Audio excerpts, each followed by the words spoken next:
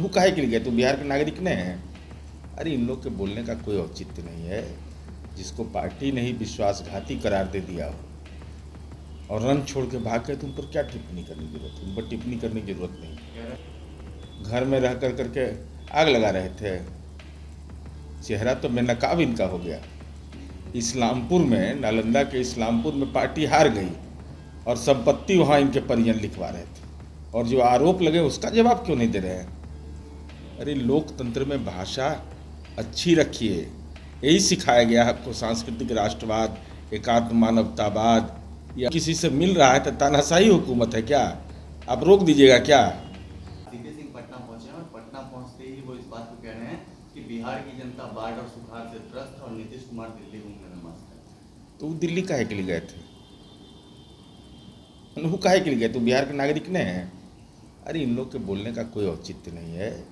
जिसको पार्टी ने ही विश्वासघाती करार दे दिया हो, जिन पर आरोप, उनके परिजन पर आरोप लगा संपत्ति बनाने का, और उसका कोई जवाब अब तक तार्किक नहीं दिया, और रन छोड़ के भाग गए तो उन पर क्या टिप्पणी करने की जरूरत है? उन पर टिप्पणी करने की जरूरत नहीं। कह रहे हैं कि राष्ट्रीय कार्यकारिणी की जो बैठक हुई थी उसमें उनको तुम ताम करके बातें बोली गई, वो उनको खटकी है। अब उनको क्या खटकता है? और पार्टी 43 सीट पर आ गई सो घर में रह कर करके आग लगा रहे थे। चेहरा तो बेनकाब इनका हो गया। उनको तो यह बताना चाहिए ना कि इस्लामपुर में, नालंदा के इस्लामपुर में पार्टी हार गई और संपत्ति वहाँ इनके परिजन लिखवा रहे थे, और जो आरोप लगे उसका जवाब क्यों नहीं दे रहे हैं? उस सवाल पर जवाब देना चाहिए। ये दिल्ली काहे के लिए गए थे? उन्हें दिल्ली से किस लिए? बिहार के नागरिक हैं तो अगर दूसरे पर आरोप लगा रहे हैं तो खुद क्या आचरण कर रहे थे?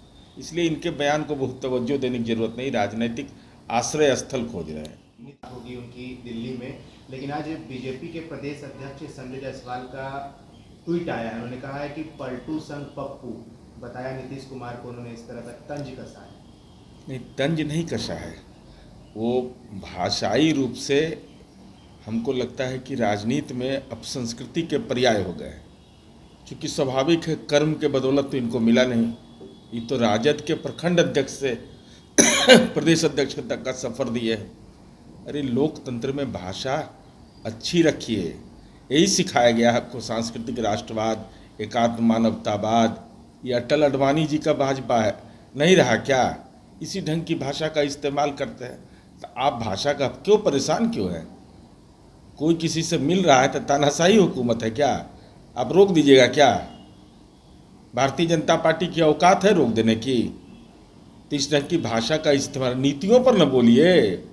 ये न बोलिए कि जो कहे थे लोकसभा चुनाव में 14 में, 19 में, उन वायदों का क्या हुआ?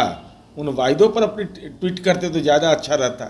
इसलिए भाषाई तनाव में रह कर करके राजनीति की लकीर नहीं खींचा जा सकती। इसका मतलब साफ है कि नीतीश कुमार जी के दिल्ली जाने से भाजपा बेचैन ज़्यादा है, तो बेचैनी में भाषा अब संस्कृति का शिकार हो रहा है।